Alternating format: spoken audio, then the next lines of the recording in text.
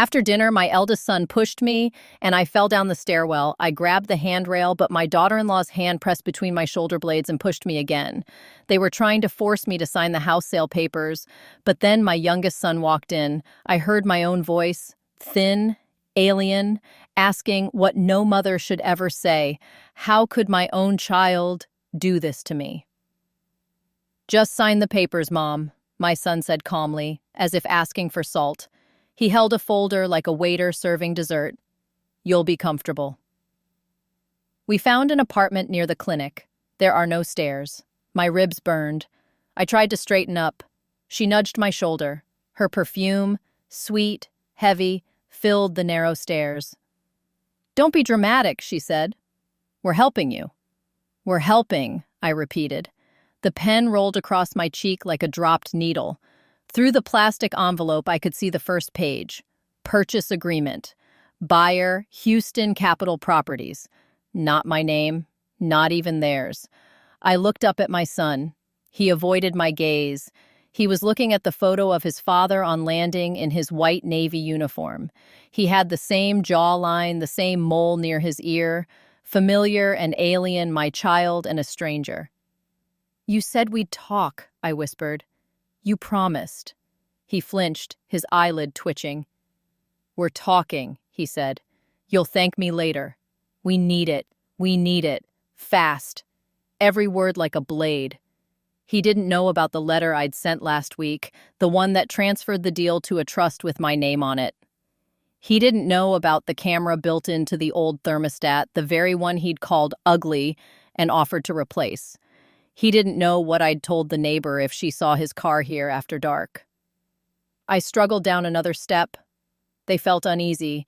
They like predictable, quiet, grateful people. My daughter-in-law's fingers tightened on my sweater. "Just sign, Ruth. It will all end." "End?" I asked. "End for whom?" The front door opened, the wind lifting the hallway rug. Keys rattled against the paneled wall. "Mom," my youngest called, his voice too loud, too harsh. He wasn't due back for another week. "We're here," my oldest called, his voice sweet as syrup. He tucked the folder under his arm, smoothed his shirt, and forced a smile that didn't reach his eyes. The younger one came around the railing and saw me on the steps, my hair matted, my sweater twisted, one slipper missing. He stopped. His face changed. I watched as the boy I kissed when he had nightmares transformed into a man who understood very different kinds of nightmares. "What happened?" he asked. "She fell," my sister-in-law said. "Clumsily." The younger one looked from her to his brother, then to me. He crouched down, ignoring the older one's movement to shield him. His hand found mine, warm, as if I were protecting it. "Mom," he said quietly, speaking to me alone, "do you want to sign something?" I let the silence answer for me. Then I moved my ribs just enough to breathe without wincing and asked the second question, the one that foreshadowed everything to come. If a mother can raise a son, can she take back what greed taught him? That's what could drive me to revenge. Is it right? We'll find out later. Because they thought the pain would make me docile. They'd forgotten what pain had made me after my husband's death. Alert, observant, dangerous when cornered. "Okay," my youngest muttered, standing up. He pulled his phone from his pocket and pressed the side button twice. Somewhere in the house, the little red light I'd hidden months ago began to blink. "He is David. My eldest is Michael. Names matter because they used to sound like music in my kitchen. David cried like a siren when he was born. Michael arrived, quiet and furious, at the light. Amber married Michael 10 years ago with a bouquet of white lilies and a smile that never quite reached her eyes. I told myself then that she had been raised to smile that way, not that she was hiding anything. "You pushed her," David said, voice level. "I walked in on it." Michael laughed, the sound I once loved in small doses, now brittle. "You saw Mom fall." "Don't start. Then you won't mind if we call someone to check her out," David said, "and take a photo of whatever it is you're waving." He didn't wait for permission. He knelt again beside me, angled his phone just so, and captured the header on the contract, the buyer's name, the date. Amber reached out, but he slipped sideways before her fingers could snatch the phone. "Stay with your mother," she told Michael, as if she were already directing a scene they had rehearsed. She took the folder and started up the stairs toward the hall. "The office is the other way," David called after her, and she stopped without meaning to. It was a small, precious moment, the mistake of someone who had practiced every move but one. June, my neighbor, came when she got my text, one word, the one we'd chosen. She didn't knock. She crossed my foyer like she had been doing it all her life. June spent 30 years as a 911 dispatcher. Her hair is white, and her eyes are the kind that miss nothing. She took one look at me on the stairs, at David's posture, at Michael's two relaxed hands, then pulled a small camera from her vest pocket and snapped 3 pictures. "Document first," she said, to no one and everyone. "Then care." She called Dr. Patel from 2 streets over. "House call," she said into the phone. "Possible rib fracture, bruising shoulder and hip, conscious and oriented ×4. She looked at me. "You want an ambulance?" "No," I said. "I want records." I slept in the living room that night, propped on pillows on the old sofa, the one with the coffee stain from the year the boys both got stomach flu. David set up a camp chair across from me in his father's place, where Tom used to read the paper, legs crossed, ankle socks sagging, exclaiming over the sports page as if anyone cared about spring training. In the morning, the light found dust motes and the portrait on the landing. Tom's eyes watched from the frame. I watched back. It didn't begin on the stairs. It began 3 months earlier, when Michael started using the phrase, "for your safety," every time he wanted something. "For your safety, stop driving. For your safety, let me install a new thermostat. For your safety, don't worry about the mail. I'll get it. For your safety, Amber will pick your pharmacy from now on." Who could argue with safety? People will let you throw a rope around their ankles if you call it a seatbelt. I argued anyway. I said I liked my old brown Mercury and my old brown thermostat and the way Marisol at the pharmacy tucked extras in my bag, samples of tea, a tiny hand cream that smelled like lemons. Michael smiled and said I was cute when I was stubborn. Amber trilled that she loved my spirit. That week, I met with Attorney Stokes in his office above the hardware store and created a living trust. He gave me the papers in a blue folder and told me to put them somewhere safe. I mailed one certified copy to his office and put the signed original in a locked tin under a false floor in the closet. Then I logged into an old email account and set it to forward to David's address. I am not naive. I grew up in a house where locks meant nothing and promises meant less. The morning after the fall, Dr. Patel's notes were crisp, careful, contusions, probable bruised ribs, no sign of head injury. He advised x-rays? I agreed, as long as I could leave afterward to sleep in my own bed. He documented my refusal of the ambulance and my request for police photos. He did not ask how I knew to ask. He has seen a long list of things in our neighborhood, the kind you learn not to repeat if you want your neighbor to keep waving to you. Detective Alvarez from the Elder Justice Unit came by after lunch. David had already sent him the thermostat footage, a low fisheye angle, my body lit by the top light like a stage set, my son's hand on my arm, Amber's palm on my back.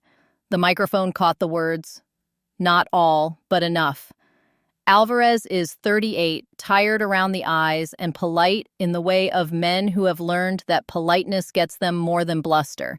He asked me to tell him what happened. I told him in the fewest words. He asked me whether I wanted to press charges. I said I wanted time. "I can place a temporary protective order," he said. "It will keep them out while you decide." David's hand tightened on the arm of the chair. "Do it," he said. "Do it today." I put my fingers on his wrist until his hand loosened. "Yes," I said to Alvarez. "Do it." Then I added the rest because I had been waiting 3 months to say it out loud. "And please note in your file that any contracts presented to me for signature are disputed and under duress." His eyebrows lifted. "You're expecting more paperwork?" "I'm expecting a storm," I said, "and I've set out buckets to catch the leaks." He smiled, not as a joke, but as recognition. "I'll be in touch." By evening, the order was in place. Michael texted from a number I didn't recognize. "This is a misunderstanding. We were trying to help. Call me." He didn't sign his name. It arrived like a stranger's request on a wrong number night. June brought soup and pretended she had made too much again. The dog pressed his weight against my legs as if he could pour faith back into me by leaning. David waited until the house was quiet to tell me what he had found on Michael's laptop 2 weeks earlier when he borrowed it to print his fishing license. He hadn't been prying, he said. He had typed his name in the search bar out of habit, and the machine had coughed up an email thread between Michael and someone at Houston Capital. They used words like conversion timeline and asset strip and probate risk mitigation. David had taken photos with his phone, then put the computer back exactly as he found it. He didn't tell me because he didn't know how to tell me. He didn't want me to think what I would have to think, that my firstborn had folded his mother into a spreadsheet. "I know how to think it," I said. "The trick is to keep breathing while you do." The day after the order, a white SUV idled at the curb. Two men in polo shirts with clipboards made a show of conferring at the end of my walkway. Amber stood farther back by the mailbox, sunglasses on, though the sky was gray. She wore a baseball cap like a tourist. I watched from the upstairs window with the camera on. June stood in her front yard, watering her roses without water, hose held up to the sky as if it might rain on command. The men approached my door without crossing the line onto the porch. One lifted his phone to snap a picture of the house. June lowered the hose and walked across the grass. "You can take photos from the street," she said, friendly as lemonade. "You cannot come up on Mrs. Green's property." "We're appraisers," one said. "For what?" June asked. "Due diligence." "For whom?" They said Houston Capital then, so casually you would think it was a grocery store. June's eyebrow rose. She turned her head toward my window, just a flicker, and I nodded in return, though she couldn't see me. We were a pair of women who had learned semaphore late in life. "Due diligence," she repeated. "Well, you can be diligent out by the curb." They left after a few more staged arguments that made a show for Amber's camera. Later, when the listing went up online labeled "Coming Soon" with photos taken from who knows when, it would have those same angles, the ones you get when you don't step on the porch. It would have the wrong square footage, the wrong year of remodel, and no note about the wisteria that blooms purple every May across the trellis like a curtain you want to step through. If the beginning of this story was a fall, the middle began like a second opening door. I woke to the chime on my phone at 5 a.m., an alert I had set months ago on the bank account my husband and I opened the year Michael started school. Large withdrawal flagged, safe deposit box access, branch downtown, 7:58 p.m. the night before. The box held the original of our marriage certificate, a string of freshwater pearls, Tom's discharge papers, and 3 small envelopes I had sealed when the trust was created. The signature on the access card, the app said, would be available at opening. Who had a key to that box besides me? My husband had one once. He died with nothing in his pockets except a peppermint candy and a receipt for gas. The second key lived in a jar on the laundry shelf behind the borax, labeled buttons in a handwriting no one recognized but me. I dressed in the slow, careful way of the bruised and met Lila Chen at the bank when the lights flashed on at 8. She had been a teller when Tom and I refinanced the house. Now she was the branch manager with a pair of reading glasses on a chain and a habit of listening longer than people expected. She unlocked the small room where they kept the logbook. She turned it around so the pen was toward me. "Your access shows last year," she said. "Yesterday's signature." She didn't finish. She slid the page forward. Michael's handwriting is neat. When he was 6, he lined up his toy cars by size and color. When he was 12, his science fair poster won because the letters looked like they had been printed. Yesterday's signature was his attempt at mine, with an added flourish on the R like a drag queen's eyelash. "The guard on duty," the log said, called the number on file for verification. The call had connected. Someone had answered and approved with my name. My phone had not rung last night. My Ring camera, the one I never installed because Michael kept insisting he'd get to it, did not exist. The landline in the kitchen had a new message blinking. I pressed play. A voice that sounded almost like me said, "Yes, that's fine. Let my son access the box. Thank you." Amber's voice can mimic. She used to leave jokes on our machine until Tom asked her to stop. Do you want to involve law enforcement? Lila asked. She wasn't asking as a banker. She was asking as someone who had watched my children hand over deposit slips on their first summer jobs. Yes, I said, but first I want a copy of the card, the call record, the surveillance at the window.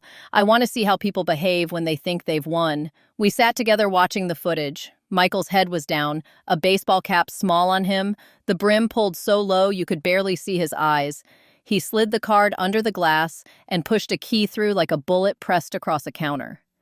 When the teller disappeared to get the guard, he looked at his reflection in the window and smoothed his hair under the cap. He looked tired, older. He looked like my boy on the morning of his wedding when he locked himself in the church bathroom and cried because the boutonniere pin wouldn't go through. I cried then too, standing in the bank manager's office, not because of the pearls or the papers, but because grief and fury are twins.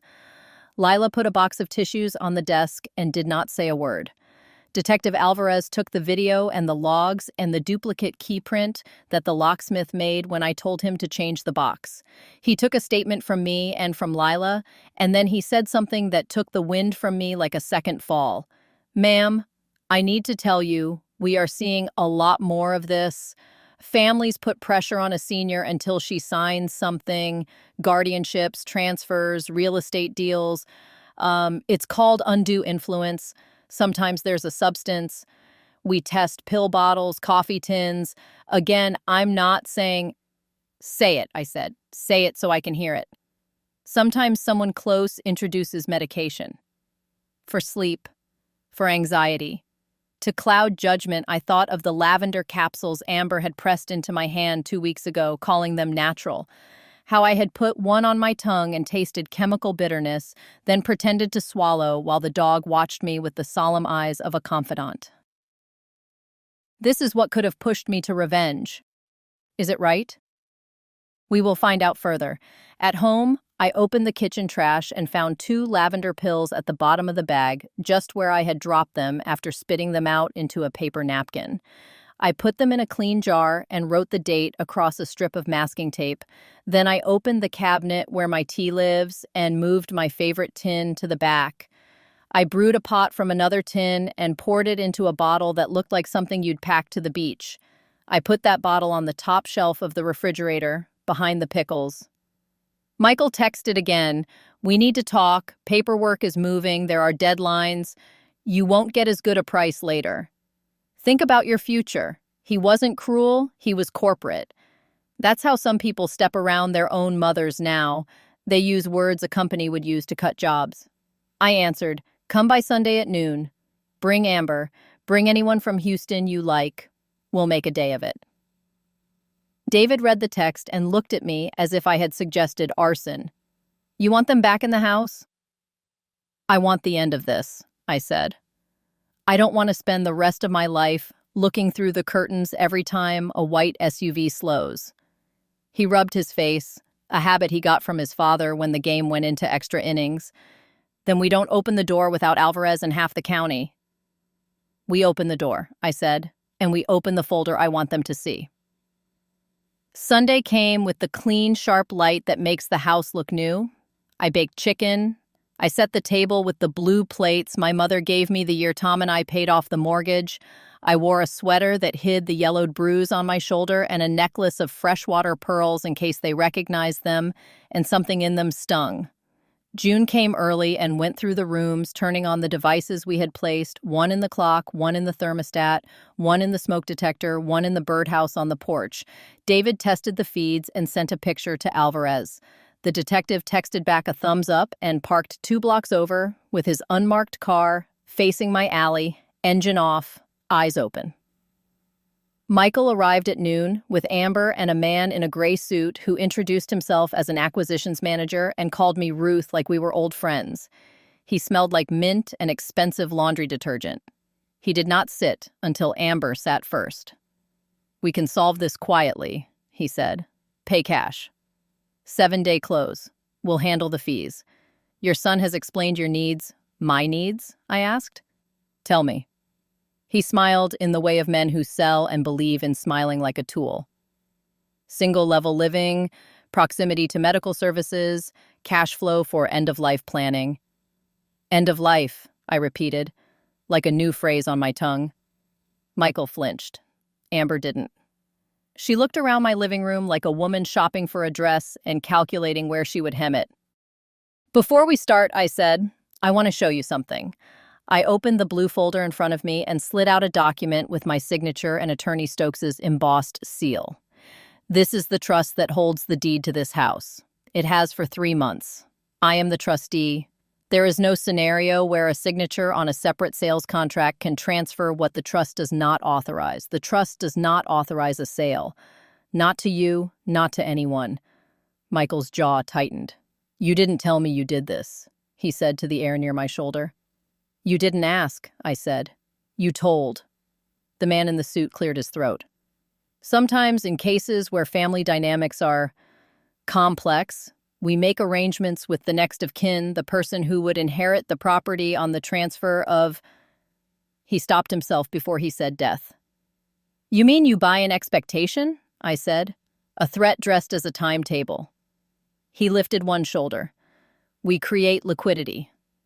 David's chair creaked. June poured sweet tea without looking away from the man's face. I used to worry that June's stare would make people uncomfortable. Now I hoped discomfort would feel like an infection he would want to wash with something stronger than soap. There is also the issue of the safe deposit box, I said. Someone accessed it. Someone who signed my name. Someone who answered a phone with my voice. Those are crimes. When you buy from criminals, do you get a discount? The man's eyes slid to Michael, then away. Amber's mouth pressed flat. She decided then, I think, that it would be better to lean into offense than defense. She stood, palms flat on my tablecloth, and said in her careful voice, the one she used for teachers and bosses, Ruth, you've been confused lately. You forget things. You fell? I nodded. I fell. And I remember the hand on my back in the stairwell. David's phone buzzed with a text. He didn't look at it. He kept his eyes on Michael. My eldest son would not meet his brother's gaze. He looked down at the contract the acquisition man had placed on the table. Its top page was clean, stripped of fine print, full of promises. The term page was farther back, full of fees and points, and a clause that let them assign the contract to any entity they chose for any reason, without notice. Michael, I said, look at me. He looked then, and for a moment I saw his father in him. Tom's stubborn line, the way the eyes glass when a man knows he's wrong and doesn't yet know how to walk back across the ice without falling through. I already took money, he said softly. A deposit. I thought... He stopped. I thought I could fix it. Pay you back? How much? David asked. 50, Michael said. 1,000? David's voice went higher, a bird hitting glass. 50, Michael repeated. His eyes flicked at Amber, and she answered the look with the one we women know how to read before we're 10.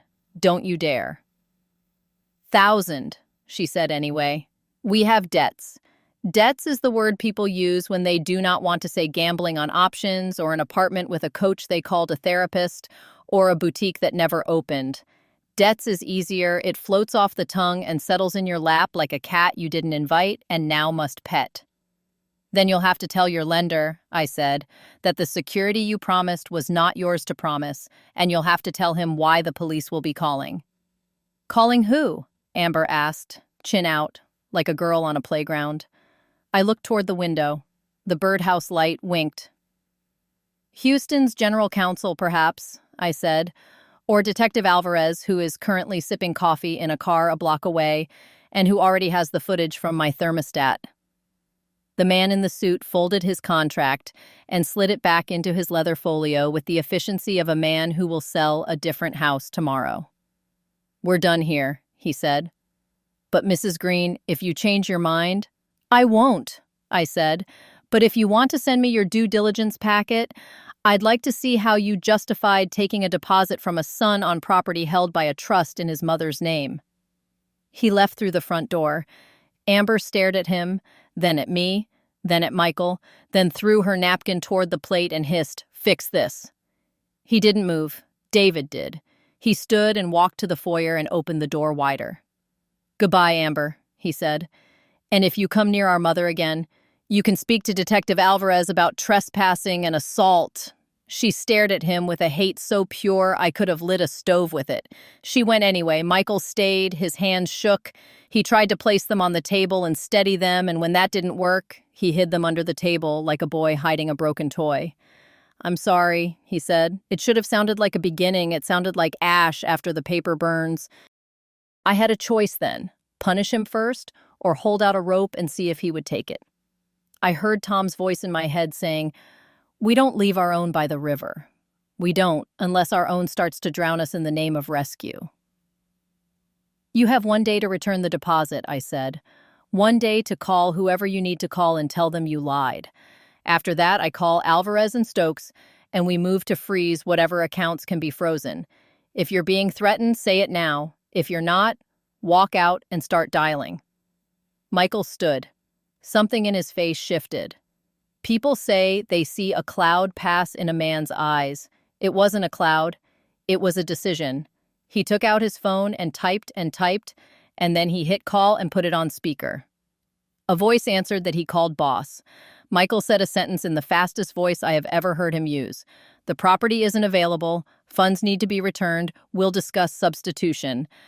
The voice said words I will not repeat. Michael listened. He said, "Yes, I understand." He said, "No, don't come here." He hung up and exhaled as if he had been holding his breath since he was 12, and I told him he wasn't allowed to ride in trucks with older boys anymore. "We'll see," I said. 1 day. That evening, David and I took a walk past the high school where the marching lions practiced 2 nights a week. The brassy stutter of a new arrangement hung in the air like a memory your feet remember before your head. We passed the house where the new couple has a cedar swing and never sits in it. We passed the dentist, closed forever, but still with a poster in the window promising painless care. We did not talk about Michael. We talked about eggs costing more and the dog's new habit of hiding his toys behind the spare room door. When we got home, Michael had sent a screenshot of a transfer. $50,000 moving back from an account labeled HCP Associate Fund. I forwarded the image to Alvarez, who replied with a single word, "Logged." "You think that's the end?" David asked. "No," I said. "It's the first end." Alvarez called the next morning. "We'll bring misdemeanor assault and attempted coercion to sign under duress," he said. "With the box access and the forged call, the DA might take a swipe, but I want to prepare you for the reality. Unless there's a pattern or an injury that satisfies a threshold, charges like these sometimes turn into probation. The protective order holds. The trust holds. I don't want him in jail," I said. "I want him out of my house and out of my decisions." "You have that," he said. "Do you want to pursue the pills?" "Yes," I said, quietly. The lab report took a week. The lavender capsules contained diphenhydramine and a benzodiazepine in a combination that should not exist in a bottle labeled calming herbal blend. Alvarez called Amber to ask where she had purchased them. She sent a link to an online store that delivered supplements in bulk. The site vanished 2 days later. People build new ones every week on new servers with the same smiling stock photos. The DA added an allegation of administration of an impairing substance. Amber obtained a lawyer who spoke in long vowels and said the word misunderstanding twice every minute. The second hook came not from them, but from the letter that arrived certified on a Tuesday. The envelope bore the seal of the county clerk. Inside was a petition. Guardianship of the person and estate of Ruth Green filed by my eldest son, alleging incapacity due to cognitive decline. Attached were affidavits, statements by Amber and by a doctor I had never met. The doctor's letter cited incidents of confusion, missed medications, a fall caused by poor coordination. It recommended an immediate temporary guardian to protect me from self-harm.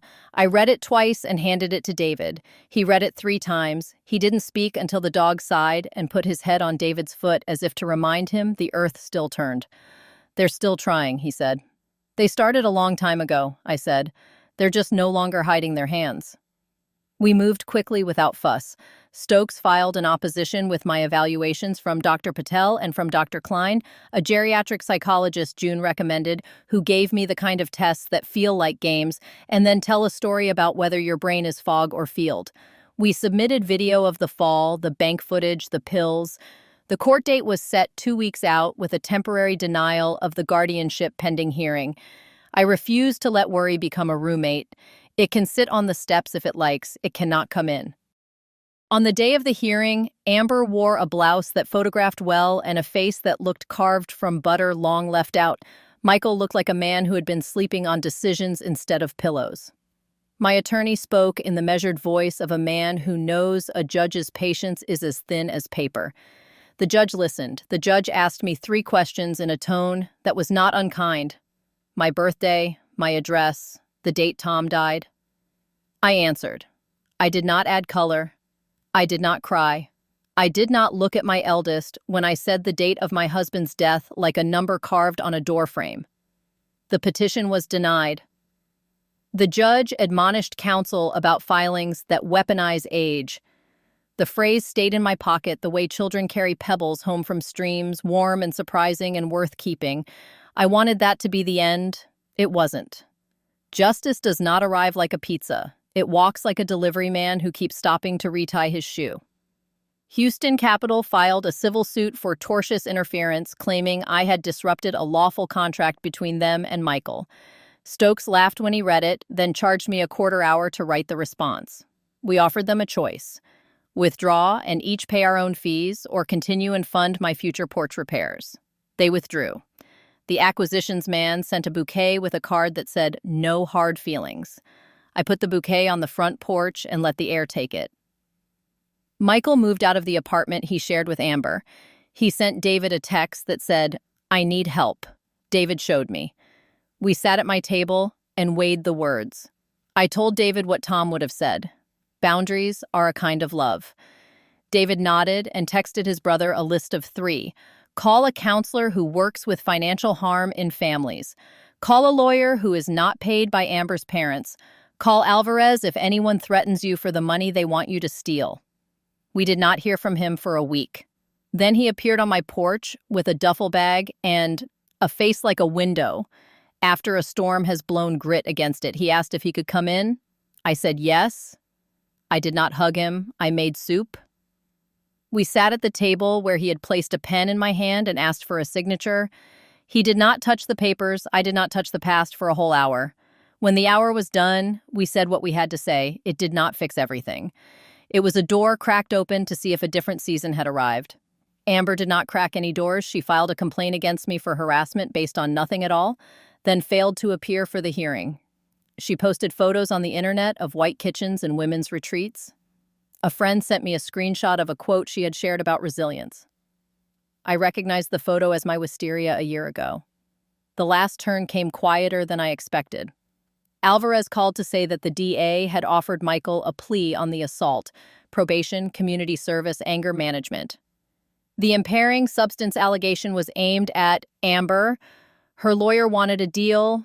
The DA wanted a plea and a no-contact order. I wanted to sleep at night. I gave my input and then did the one thing no one had asked me to do. I wrote 2 letters. One was to the court. I asked for a condition that Michael not manage any finances for me and not approach my house without my express invitation for 2 years. I asked for community service at the senior center, where men with hands like my husband's sit and tell strangers the names of their tools as if they are reading family Bibles. The second letter was to Michael alone. I told him a story about the morning he learned to ride a bike, how he fell and scraped his palms, and I cleaned them with water while he hissed at the sting, and how he looked up and said, "It hurts like it's teaching me something." I told him that day had returned. I told him I would not be his lesson, and that if he wanted to learn, there were men he could ask who knew how to walk back from a long way. The judge read my letter into the record, face impassive. He granted the no contact, the finance restriction, the service. Amber pled to a misdemeanor for the pills, with a suspended sentence and a year of probation. She left the courtroom with her spine ironed straight and her eyes on the scarf around my neck like she wanted to pull it and see if I unraveled. When it was over, David drove me home. We did not say much. I watched the houses on our street pass by like stations in a history I had lived long enough to see change and change back. The wisteria was green again, all leaves, no blooms, the way it is before the surprise. The dog greeted us with a noise that felt like happiness remembering itself. June came to the porch with a lemon cake. We ate the first slice with forks while standing, because that is how good things taste when you have spent too long seeding yourself for bad ones. I slept that night without dreams that felt like hands on my back. I woke to the sound of the trash truck and the knowledge that peace is not a big thing, it's 1,000 small permissions you give yourself.